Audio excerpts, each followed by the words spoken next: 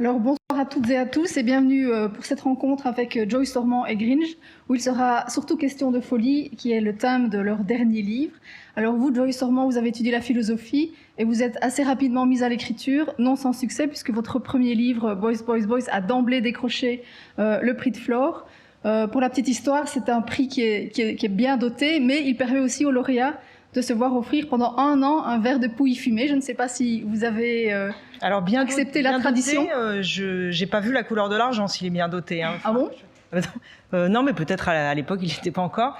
Et le verre de pouilly fumé... Il n'est pas offert au café de Flore? Si, on a le droit de... Tous les jours, vous pouvez aller tous les jours de venir boire, ouais. Vous l'avez fait? C'est pas un café que je fréquente vraiment, j'en ai pas profité.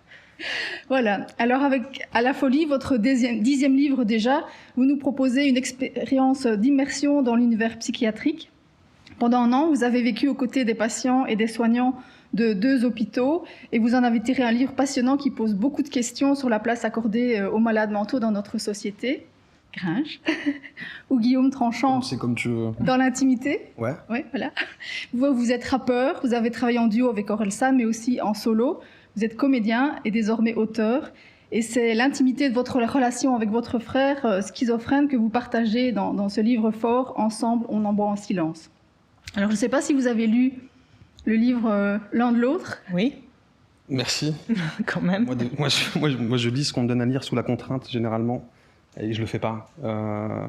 Mais là, mon éditrice a insisté pour que je le lise, parce que je suis vraiment dans ma bulle en règle générale, et voilà, et je me coupe facilement du monde, et puis je manque de curiosité aussi, certainement, mais j'ai j'ai lu les 70 premières pages de ton bouquin en prenant le train ce matin, et je les ai dévorées.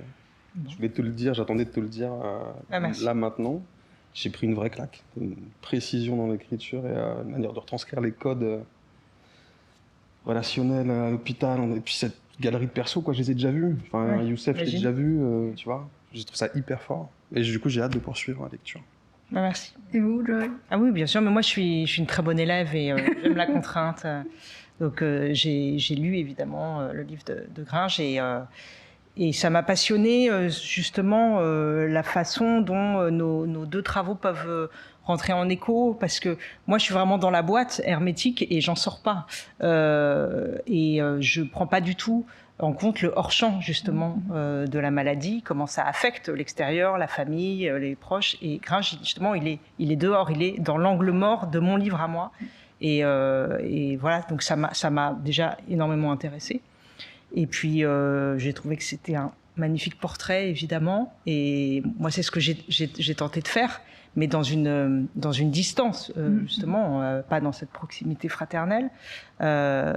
Donc, j'ai vu comment toi, tu pouvais évidemment aller beaucoup plus loin dans le portrait, avec cette dimension affective très forte, et parce que l'affect, l'amour que tu lui portes, c'est une manière de connaître. Enfin, l'amour, c'est une connaissance. Et c'est vrai que moi, pendant mon immersion, je m'empêchais d'avoir des sentiments. Et je voulais pas rentrer justement dans la dimension affective. Et je me rends compte à quel point elle permet d'approcher au plus près cette maladie qu'on ne peut jamais vraiment comprendre, qu'on ne peut jamais vraiment saisir. Je pense que même toi, il y a quelque chose qui t'échappera toujours. Oui, même chez moi.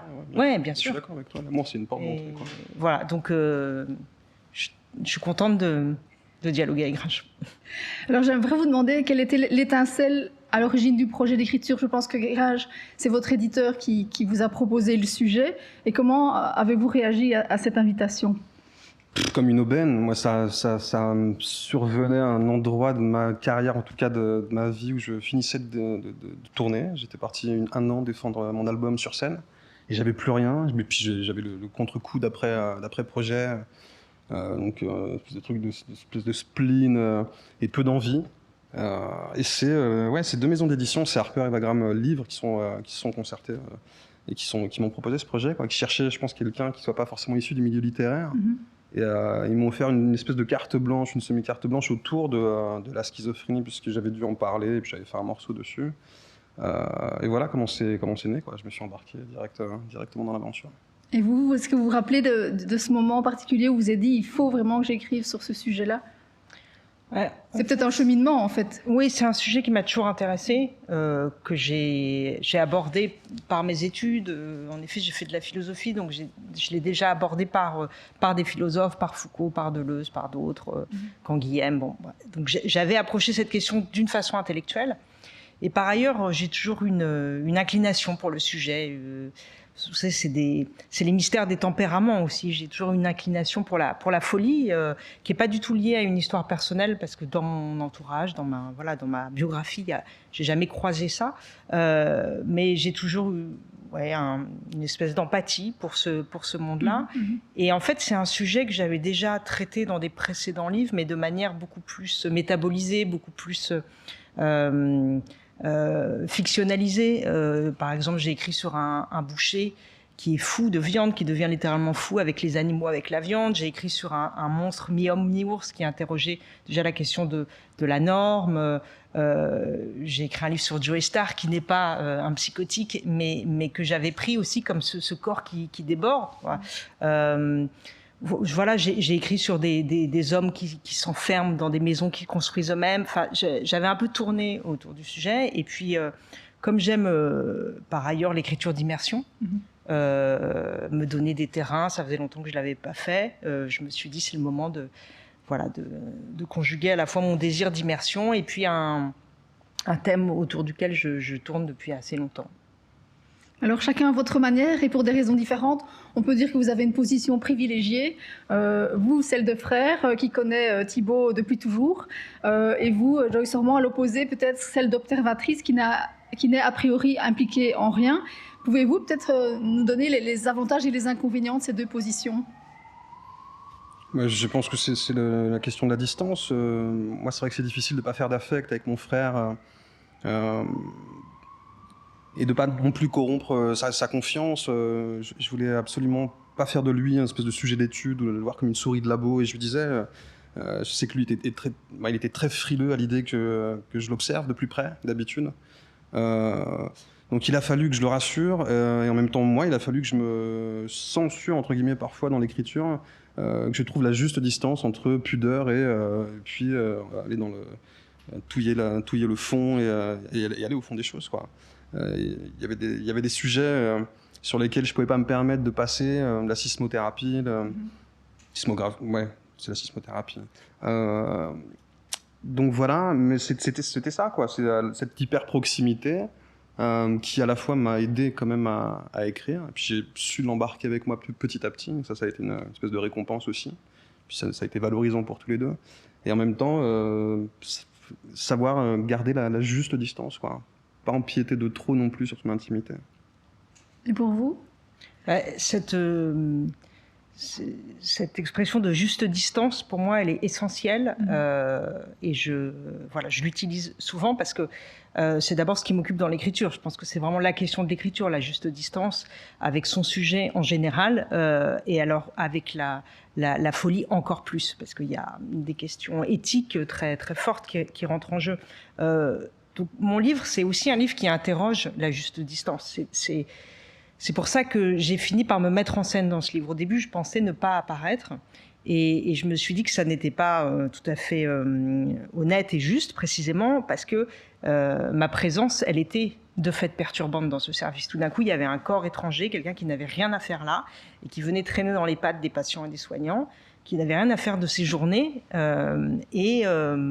et voilà, et qui avait une légitimité très très fragile, qui était « je veux écrire un livre », qui était juste un désir d'écriture. Donc j'ai décidé d'apparaître et d'interroger aussi ma place. Il y a plein de moments où on voit bien que je sais pas trop où me mettre, que je suis maladroite, que j'ai pas les codes, que parfois je vais trop loin dans l'affect. J'essaye de ne pas juger. Parfois je peux pas m'empêcher de le faire, surtout vis-à-vis de médecins que je juge incompétents et autoritaires. Voilà, donc la question de la juste distance, elle est à la fois un des sujets du livre et puis aussi un moteur de l'écriture. Ça m'intéressait de réfléchir aussi à ma position en tant qu'écrivain dans un lieu comme ça, où je n'ai pas été invitée de prime abord. Et voilà, je voulais aussi me mettre en scène comme quelqu'un qui rentre avec le moins de préjugés possible. Un peu comme un regard plus sociologique alors, quelque part. Un regard que je voulais, même pas sociologique. Au début, j'aurais voulu que ce soit vraiment un regard le plus candide et le plus vierge possible. Que je sois une espèce de tympan, j'utilise l'image, qui vibre, qui capte des sons, des odeurs, des gestes, des paroles, des relations, de la manière la plus neutre possible. Alors, évidemment que c'est un vœu pieux, parce que je rentre, ne serait-ce qu'avec des images mentales dans la tête. Des lectures, vous l'avez dit, des lectures, de philosophes. et les lectures, et puis des films, on en a vu plein des films, on a lu des livres, on a forcément des images, mais j'ai essayé de les faire taire au maximum. Et justement, moi, contrairement à toi, Gringe, je suis pas partie à l'affaire, quoi. Je suis pas concernée, donc j'essaye de tirer parti de cette extériorité pour attraper des détails que peut-être d'autres qui seraient plus concernés ne verraient pas. Et en même temps, je me sens moi aussi changer au contact des patients, nouer des relations, parce que quand vous y allez toutes les semaines pendant 1 an, et que ce sont des lieux où les sentiments, les émotions sont hyper forts, quoi, hyper exacerbés, donc c'est compliqué de rester en dehors de ce champ magnétique de l'affect. Voilà, donc le livre, il témoigne aussi un peu de déplacement de ma part. Donc, en effet, il y a des avantages et des inconvénients des 2 positions. On voit pas les mêmes choses, mais en tout cas, je pense que ce qui nous relie finalement, c'est quand même la place de l'affect dans cette histoire, quoi. Quand on approche, il n'y a aucune de froideur ou distance qui tient très longtemps en réalité. Et donc, il y a sans doute pour les deux aussi une phase d'apprivoisement, même si vous connaissez évidemment bien Thibaut, mais ce projet-là l'a déstabilisé, il a eu du mal à entrer dedans. Et vous avez dû quand même gagner la confiance des interlocuteurs, même si c'était d'être le plus discrète possible. Se fondre dans le paysage, ce n'est peut-être pas si simple. Parlez-moi un petit peu de cette phase d'apprivoisement. Crash. Moi, il a quand même fallu que je l'apprivoise, parce que c'est le petit frère que je connaissais le moins, finalement, derrière cette schizophrénie. Et moi, l'idée que je m'en faisais, et le peu que lui laissait filtrer... Je suis une des rares personnes de son entourage à qui il fait suffisamment confiance pour, je sais pas, des périodes où il était en fusion avec ses symptômes, pour les laisser sortir, les extérioriser, le faire sans craindre que je le juge. Mais ça reste quelque chose de délicat, quoi. Je sais pas quoi dire là-dessus. Ouais, je sais. Si tu veux prendre le relais, je sais pas quoi dire. Non, mais tu vois, quand tu dis ça, enfin, tu vas me dire si je me trompe ou pas, mais j'ai l'impression que le fait que tu lui aies donné la parole dans ce livre, parce qu'il y a ta parole et puis il y a la sienne, et c'est vrai que c'est aussi le point commun entre nos 2 livres, c'est que... J'allais le dire plus tard. Pardon, excusez-moi, l'apparition du jeu, on en parlera un peu plus tard.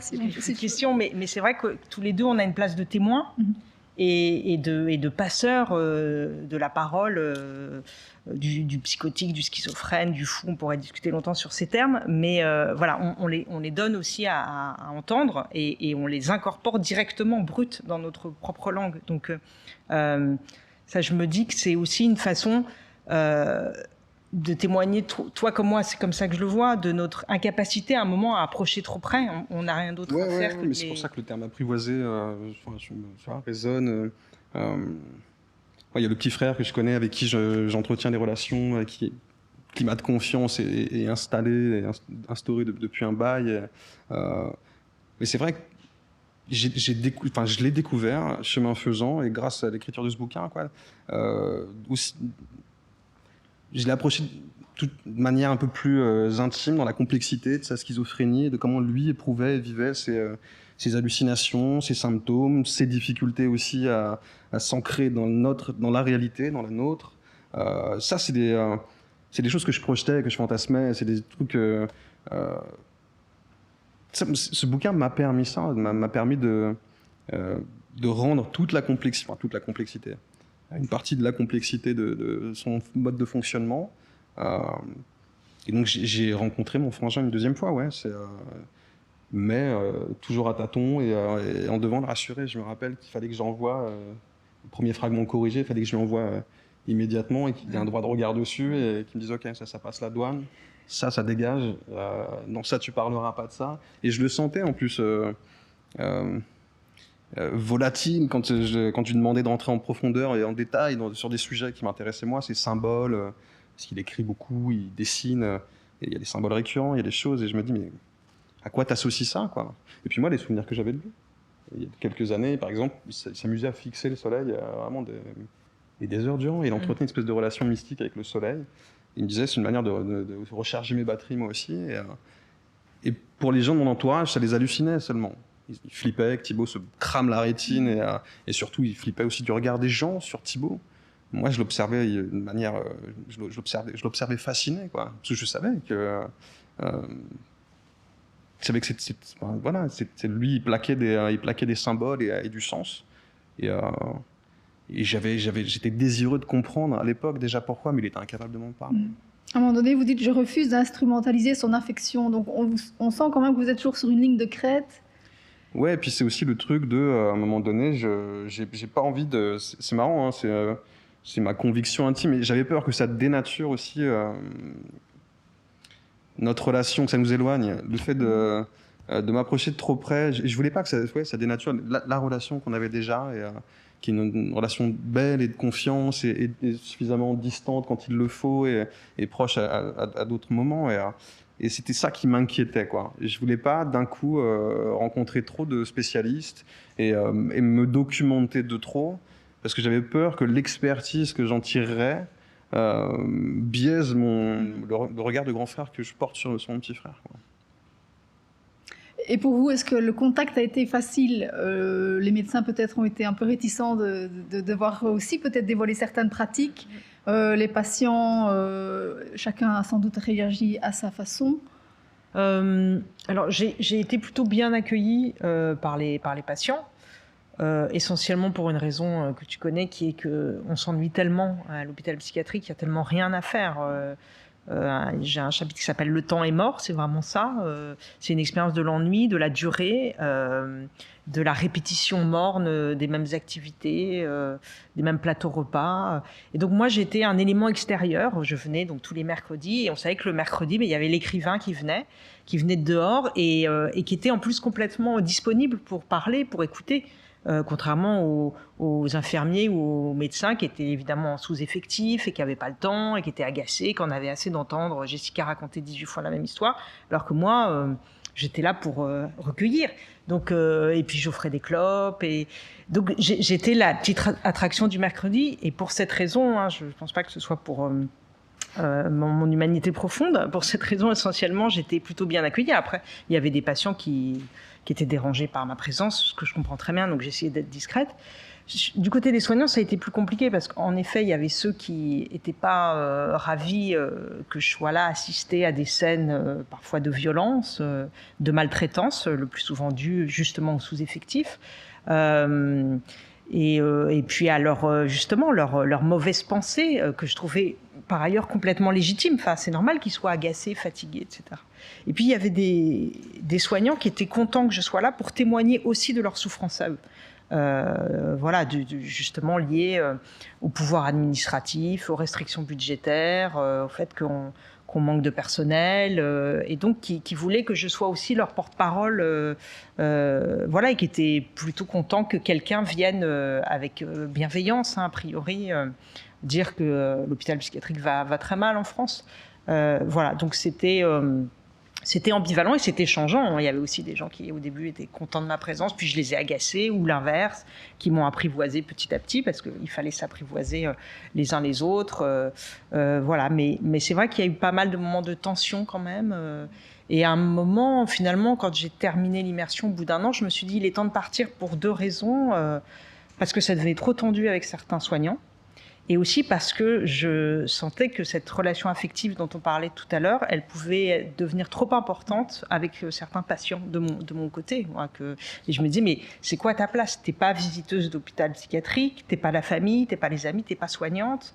Donc les sentiments qui peuvent naître de fraternité, d'amitié, ils ont quel sens, quoi. Et à un moment, il fallait couper court aussi à ça, parce que c'était un peu trouble, d'une certaine façon.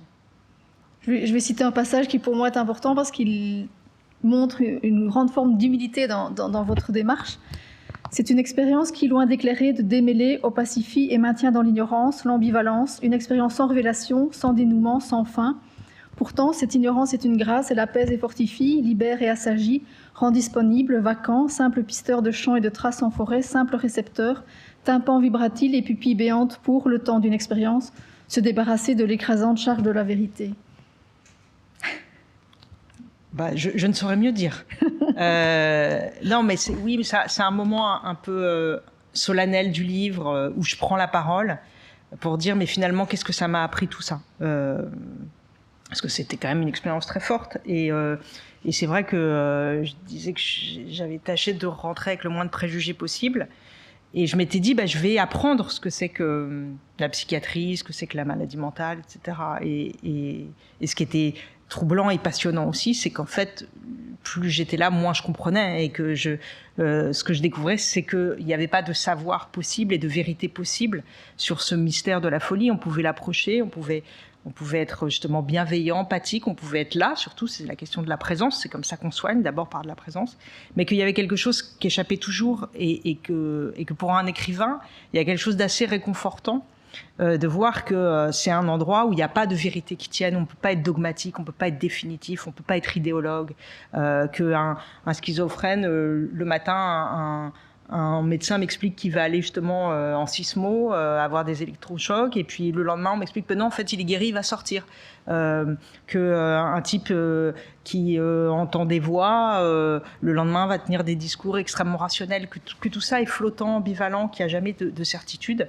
Et ça, j'ai trouvé que c'était très vivifiant pour la pensée, et puis même pour la vie, hein, de savoir que tout est précaire, que tout est révocable. Et je fais juste un petit aparté, après je me tais, mais il y a ce moment que j'aime beaucoup dans ton livre où ton frère t'explique que ces voix qui, toi, t'inquiètent, que tu vois justement comme le signe de la violence pour lui, de la douleur, il te dit, mais sont aussi des amis, elles m'accompagnent, je ne sais plus exactement tes mots, mais dès qu'elles le réconfortent aussi.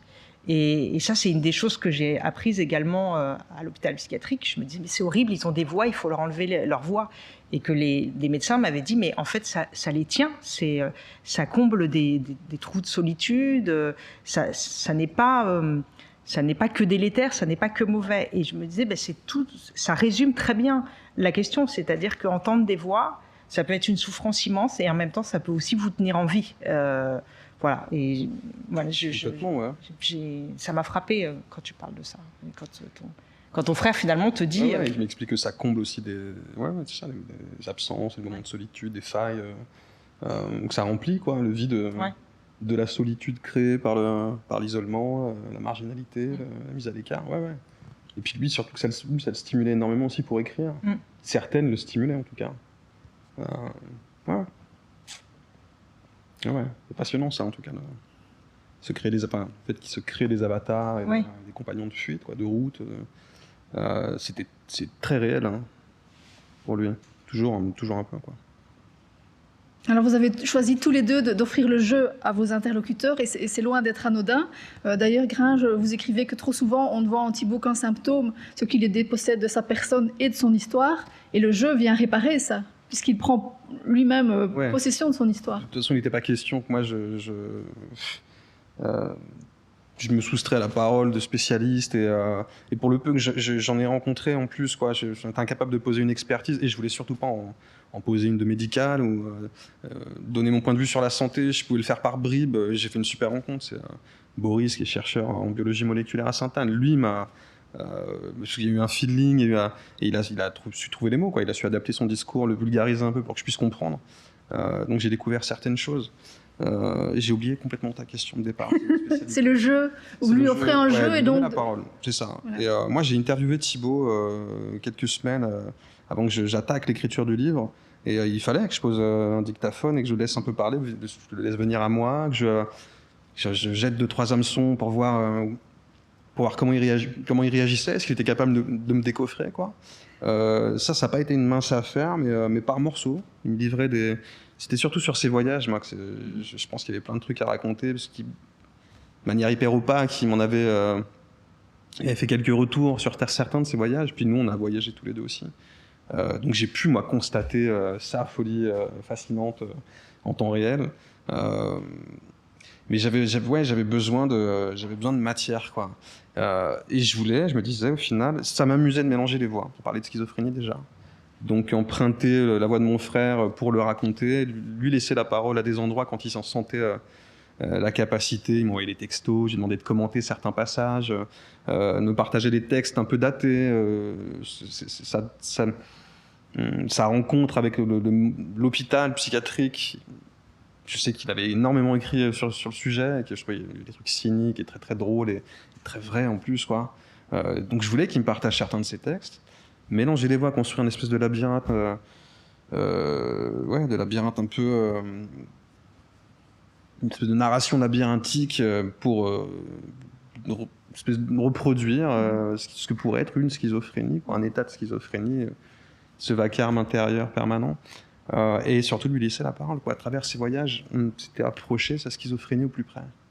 Parce que j'ai quasiment rien inventé. Après, j'ai brodé autour des tas de faits, mais Thibaut, voilà. En la personne de Sancho, Thibaut, je sais qu'il a des compagnons qui le suivaient dans ses aventures, quoi. Et voilà, tout ce que je relate en Roumanie, ses premières visions à Barcelone, tout est vrai, quoi. C'est une matière folle pour écrire en plus. Quand on est un peu, moi je suis complètement, j'étais complètement novice et absolument pas familiarisé avec l'écriture littéraire. J'ai conservé une écriture orale pour le bouquin, mais le fait de relater ces voyages, là je suis rentré dans quelque chose d'hyper narratif et d'un peu romanesque parfois, et ça j'ai trouvé ça génial, une espèce de vent de liberté et un espace d'expression sans limite, quoi. J'ai adoré faire ça. Si j'avais eu plus de matière, si Thibaut m'en avait dit un peu plus, je pense que je n'aurais fait un bouquin que sur ces voyages. Et vous, c'est un peu pareil, il y a une espèce de fondu enchaîné permanent entre ce qui se passe et les jeux qui apparaissent et disparaissent. Comment l'idée a surgi ou s'est imposée ou... Je crois que Gringe a raison. La schizophrénie, c'est une affaire justement de diffraction des identités, de voix multiples, tu disais de brouhaha à l'intérieur. D'invention de vie, de réalité. Donc on est dans le multiple dès le départ. Donc c'est vrai qu'on a envie, quand on écrit, de multiplier ses voix dans le récit. C'est vrai qu'on n'imagine pas un jeu autoritaire qui soit celui de Gringe ou le mien, celui de l'écrivain omniscient, qui prenne en charge justement les voix des autres. Il y a toujours cette grande question de l'indignité à parler pour les autres. Et c'est vrai que sur un sujet comme ça, c'est très compliqué de parler au nom des malades mentaux, des schizophrènes, des psychotiques, des bipolaires. C'est une position qui est beaucoup trop violente à occuper. Et donc il fallait que mon jeu il puisse cohabiter avec le jeu des patients et aussi le jeu des soignants, parce que moi je suis un peu des deux côtés dans le livre. Donc ça m'a paru tout à fait naturel et pour le coup juste par rapport au projet que ce jeu prenne en charge plusieurs voix. Et dans la phrase, en effet, je glisse de manière imperceptible de la parole du soignant à la mienne, puis à celle du patient, puis retour à la mienne. Et je ne voulais pas qu'il y ait de hiérarchie. Je voulais que toutes les voix, justement à l'hôpital, où les hiérarchies sont très très fortes, d'abord dans le corps médical, du chef de service jusqu'à l'ASH, la femme de ménage, qui est au bas de l'échelle avec les patients, le prolétariat de l'hôpital psychiatrique. Donc les classifications sont très présentes. Moi, je ne voulais pas être l'écrivain qui vient de dehors, regarder ça un peu de mon piédestal. Donc, il fallait que je remette de l'horizontalité, de l'immanence, et que la phrase, elle prenne sur un même plan absolument toutes les voix, et qu'il y ait une espèce de chœur comme ça qui se mette en place. Ouais, ça me paraissait être en réalité la seule façon de traiter le sujet. La mise en récit suppose réécriture, un fil conducteur, des mises en perspective, une organisation. Quelles étaient un peu les limites pour maintenir la vérité de ce que vous aviez perçu, enregistré, noté, je ne sais pas comment vous avez travaillé, jusqu'où écrire en restant loyal? Ouais, mais ça c'est moi du fait de cette proximité avec mon petit frère, il a fallu que je déplace le curseur, je me suis foiré à des endroits, quoi. Puis je lui ai menti aussi. Pour être tout à fait honnête, je lui ai pas tout dit. Je l'ai rassuré avec des fragments qui étaient censés le séduire le plus et être le plus éloigné aussi de ses secrets les plus intimes, sur lesquels il m'avait demandé justement de trouver de placer le curseur au bon endroit. Et je pense aux électrochocs par exemple. Je sais que c'est un truc qui a refusé que j'en parle, sauf que ça, c'est quelque chose que moi j'ai vécu à distance. J'ai reçu un coup de téléphone de mon frangin qui décompensait, qui était en pleurs et qui me demandait de venir le chercher, quoi. Et quand j'ai su ce qu'une HDT voulait dire et comment elle était possible, avec le consentement d'un médecin de famille, des parents, d'un médecin d'hosto, voilà, là je suis dans une espèce d'injustice, d'injustice totale à ce moment-là, et de rage folle où je me dis, ok, donc mon frangin est enfermé contre sa volonté, il décompense, et plutôt que de la rassurer, de laisser les gens qui lui sont, qui sont rassurants pour lui, qui sont de son entourage, on va l'isoler, on va le camisoler de manière chimique. Ouais, c'est des trucs qui m'ont rendu fou. Ça, par exemple, c'est un épisode qu'il fallait que j'aborde, de toute façon. Mais je savais que Thibaut refuserait que je le fasse si je lui en avais parlé en amont, quoi. Donc il a découvert aussi à la lecture du bouquin, à la sortie du bouquin, je pense qu'il a découvert certains passages qui lui ont peu plu. Mais il fallait, quoi. Il fallait rentrer, il fallait aller fallait rentrer dans les détails et parfois raviver des souvenirs pénibles pour les besoins du bouquin et la compréhension de ce qu'un entourage peut vivre, des décisions qu'on a à prendre, qu'on a à prendre des fois personnellement et pas souvent les bonnes, malheureusement, quand on laisse un tiers décider pour soi, quoi. C'est terrible quand dans un cocon familial soudé, comme il l'était, soudé fragilement à l'époque, mes parents, moi et mon frangin, quoi. Moi et mes parents, on faisait pas fier allure à des moments où Thibaut allait très mal, quoi. On ne savait pas quelle décision prendre, on tâtonnait, on allait à la pêche aux infos.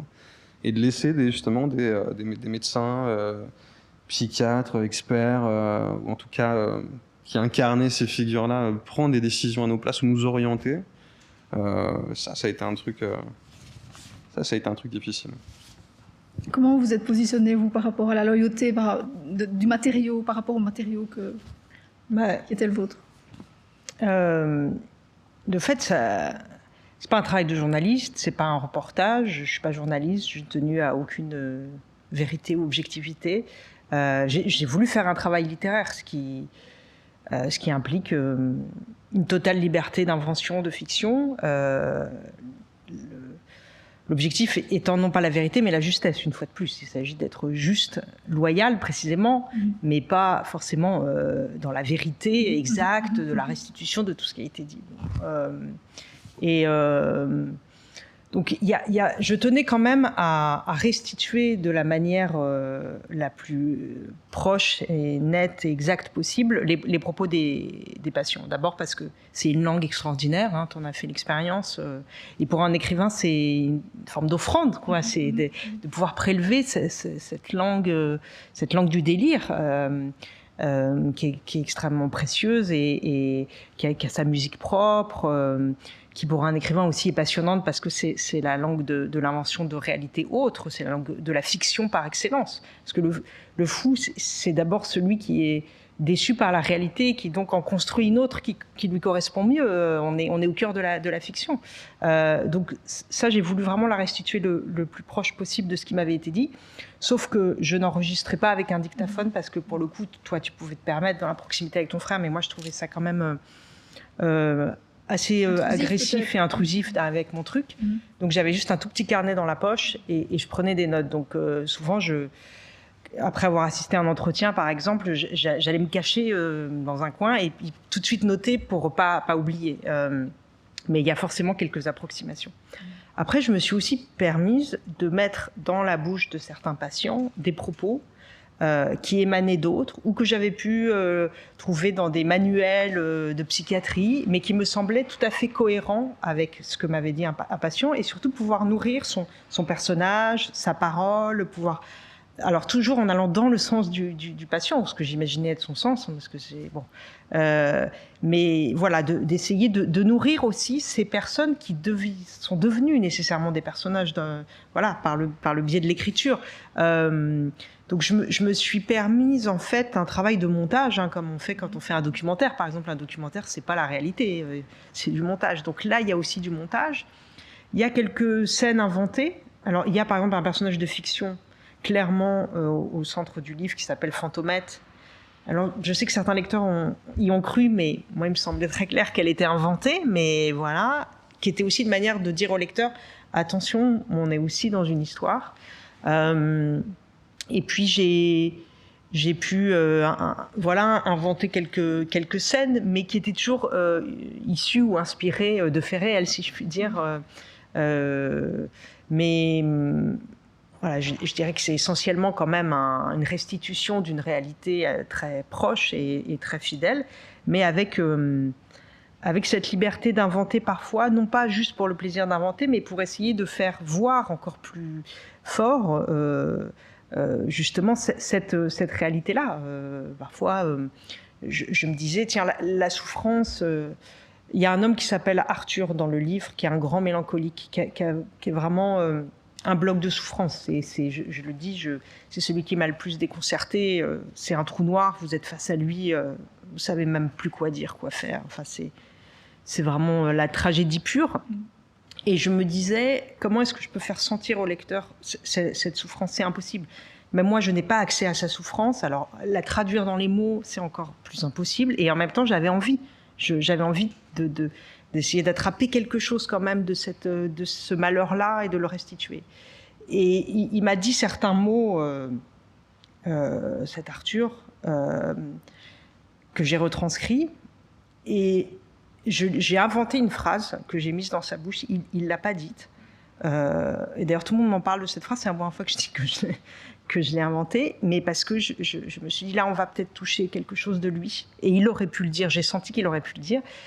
Et je lui fais dire, je n'existe pas. Si au moins j'existais, je pourrais me détruire. Bon, bah, il ne l'a pas dit de cette phrase. Mais tout son corps exprimait ça. Et je me suis donné la liberté voilà, de lui mettre ces mots dans sa bouche. Et je ne dis pas que je l'ai trahi. Je pense que j'ai été loyale à sa souffrance d'une certaine façon.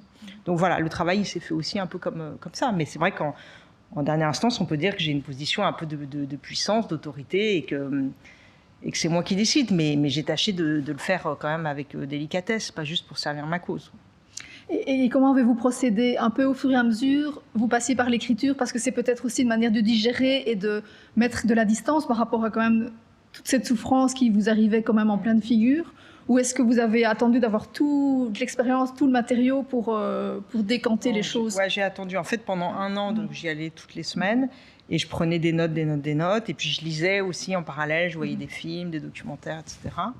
Et puis au bout d'1 an, je me suis retrouvée avec une masse énorme de notes. Et là, justement, j'ai laissé un peu reposer. J'ai digéré un peu tout ça. J'ai cherché une forme pour le livre. Et donc, j'ai passé après 1 an à écrire le livre. Mais je ne pouvais pas du tout faire les deux en même temps, déjà parce que, contrairement à Gringe, c'est toute ta vie qui est marquée par ça. Tout ça, ça a infusé en toi depuis des années. Moi, tout d'un coup, pendant 1 an, j'ai pris quelque chose qui m'était complètement étranger et il fallait que je comprenne ce que j'avais vu, ce que j'avais vécu, ce que j'avais ressenti. Voilà, c'était tout d'un coup, il y a quelque chose qui arrive dans mon existence, à laquelle je ne suis pas du tout préparée, enfin, qui arrive de manière... ça va, hein, moi, j'ai pas du tout souffert de tout ça, mais même d'un point de vue intellectuel, il faut quand même digérer tout ça. Alors, il se pose aussi, je trouve, la question du pouvoir des mots. D'ailleurs, vous l'expliquez bien, à un moment donné, vous avez pris conscience que vous avez un sens de la répartie supérieur à celui des autres et qu'on pouvait être agressif verbalement. Vous expliquez à un moment donné que vous aviez cette force.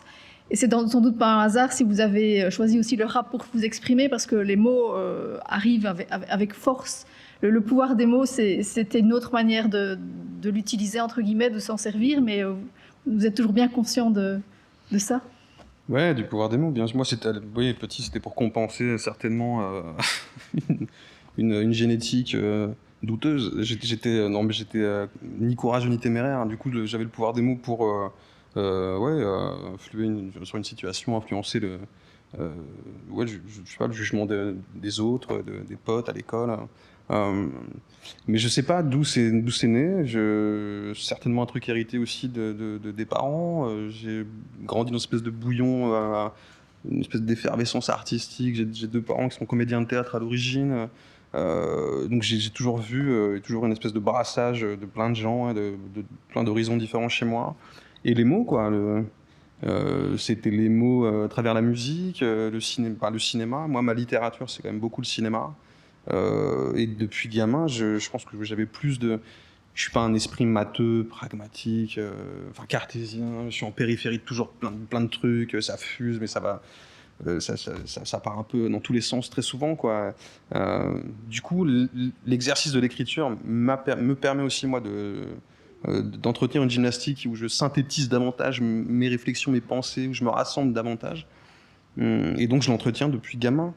Mais le rap, c'est un prétexte formidable aussi pour ouvrir des bouquins, des dictionnaires, des synonymes, demander à ses parents le sens de certains mots. Parce qu'il y a un âge où, à Cergy, moi je voulais en être aussi, comme tous les mecs de mon âge, truc d'appartenance au groupe. On avait envie soit d'écrire, de rapper, soit de danser, soit de graffer ou d'être DJ. Et voilà, par ce biais-là que je me suis imposé, en tout cas, oui, que j'ai adopté une espèce de discipline dans l'écriture, un truc qui ne va plus jamais quitter, quoi. Et vous vous souvenez du moment où vous avez pris conscience du pouvoir des mots et que vous vous êtes dit l'écriture, ce sera ma voie? Ouais, moi, je viens d'un milieu lettré, bourgeois, cultivé, où il y avait beaucoup de livres, donc j'ai toujours un peu baigné là-dedans. J'étais une bonne élève, voilà, j'ai toujours été très littéraire, donc c'est pas une quête ou une découverte, c'est pas quelque chose que je suis allée chercher comme Gringe, quoi. J'étais dans le bain, mais ce que je peux dire, et c'est pour ça que je suis aussi très contente de parler à Gringe, c'est que moi j'ai un rapport au rap très fort. J'ai écrit un petit récit en 2007 qui s'appelle Du bruit sur le groupe NTM, et justement sur le rap comme manière de sculpter les mots. J'étais très agacée à l'époque par tous les discours sur le sens, le message, les rappeurs sont des porte-paroles, ils font passer des messages, etc. Ça me rendait dingue parce que je me disais, mais c'est de ne pas voir que d'abord un rappeur c'est comme un sculpteur et que les mots sont une glaise et que l'idée c'est qu'il faut revenir à la base, c'est-à-dire le flow, et que le rap c'est d'abord comment j'articule la langue, comment je raffine les mots dans la bouche, dans mon corps, et c'est ça qui me fascinait chez Joey Starr sur scène, c'est que c'était une espèce de petite usine à raffiner de la langue française. Et c'est vrai que moi je viens d'un milieu bourgeois, et que quand j'ai découvert le rap en 90, où ça commence à exploser un peu en France, tout d'un coup, j'ai l'impression de trouver un lieu qui me parle, qui me sort un peu aussi de mon identité. Et en fait, mon amour des mots, alors aujourd'hui, je suis plutôt une écrivaine, bien surtout rapport, je ne suis pas devenue une rappeuse, mais en fait, ça passe par la découverte du rap, et justement par cette espèce de rapport très primal, très brut à la langue, dans l'articulation, dans ce qu'on appelle le flow. On n'a pas trouvé mieux. Et c'est vrai que je pense que ça a porté aussi mon désir d'écrire, avec ce rapport à la musicalité, à la respiration, au souffle dans l'écriture, avant de me dire « Ah, j'ai quelque chose à dire ». Avant d'avoir quelque chose à dire, je veux modeler des phrases. Donc, ça veut dire que, par exemple, vous lisez oralement peut-être vos textes pour entendre justement la musicalité, le rythme? Oui, je le fais, mais je pense que tous les écrivains le font, en fait. Je ne sais pas, je ne suis pas sûre. Mais... je pense que beaucoup d'écrivains, à la toute fin, on règle quand même nos phrases à l'oral très souvent. Enfin, je ne sais pas, moi je suis entourée d'écrivains qui le font plutôt. Mais c'est vrai que les effets de syncope, de respiration, de souffle dans la phrase, elle m'intéresse beaucoup, et je sais que c'est parce que j'ai écouté du rap que ça m'intéresse, et que tout d'un coup je me suis dit, ah ouais, mais en fait il y a des types qui prononcent la langue française d'une manière totalement nouvelle. Donc j'aime le rap. Pour terminer, peut-être, Gringe, dites-nous si cette expérience d'écriture au long cours, elle a changé votre rapport aux mots, justement. Est-ce que vous écrirez les chansons à l'avenir, peut-être différemment? Ouais. Ouais, mais parce que j'ai plusieurs éditrices qui ont été hyper bienveillantes et dans l'accompagnement tout du long, et mon éditrice, Marie-Eugène, qui, elle, m'accompagnait et dans l'écriture et dans les corrections et qui me filait des conseils de lecture, plus ou moins adaptés par rapport au thème que j'avais envie d'aborder. Et c'était pertinent à chaque fois, quoi. Donc j'ai chopé ouais, dans la construction, dans la gymnastique des mots, dans la manière de structurer aussi une réflexion, un paragraphe. C'est con, mais des fois, de savoir où placer une virgule. Et moi, j'étais vraiment dans quelque chose de brut de décoffrage parce que je découvrais, je me familiarisais avec l'écriture dite un peu plus littéraire, quoi. Et du coup, je me posais la question de savoir comment ça allait impacter mon écriture musicale. Et ça la modifie fatalement.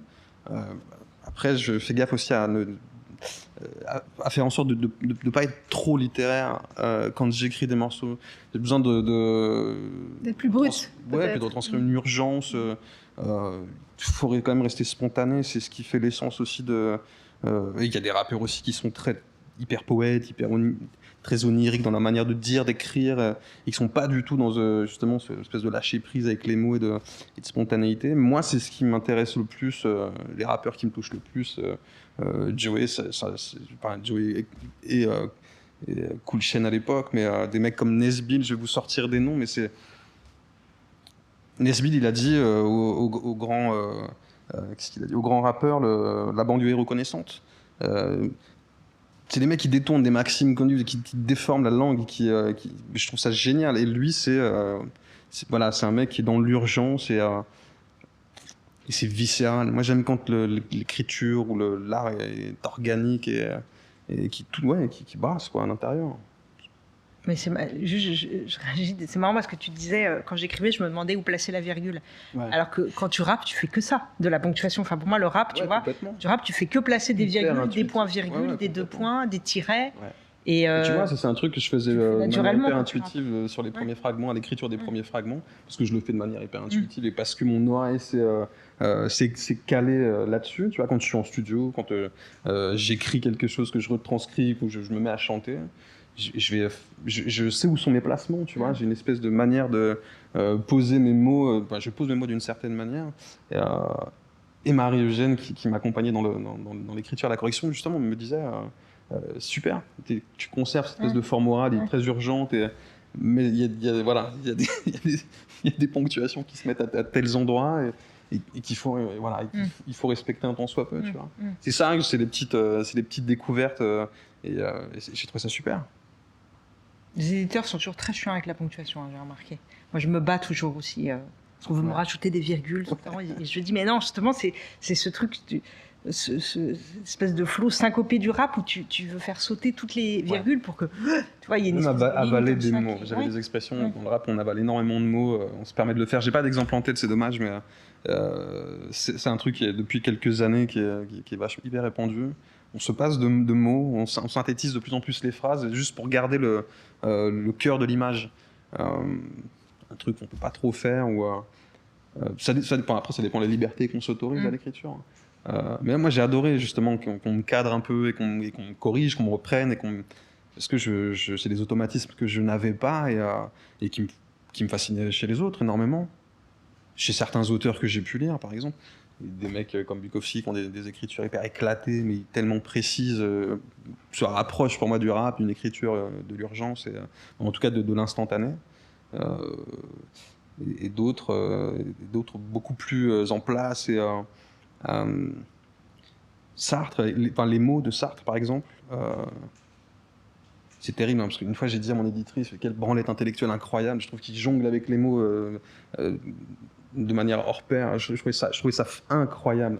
Je me dis, il a quand même inventé un courant tu vois, à partir de ce bouquin. Donc je suis novice, je découvre des trucs, mais à la fois, j'aime ces approches-là, quoi. Et puis j'aime les gens qui jonglent avec les mots, et tu le dis vachement bien, quoi, qui font leur petite cuisine intérieure, qui raffinent les mots et qui ressortent une cuisine perso, quoi, très perso. Ça m'intéresse. Merci beaucoup à tous les deux, et je ne peux que vous encourager à découvrir les livres à la folie, et ensemble on aboie en silence si vous ne l'avez pas encore fait. Merci.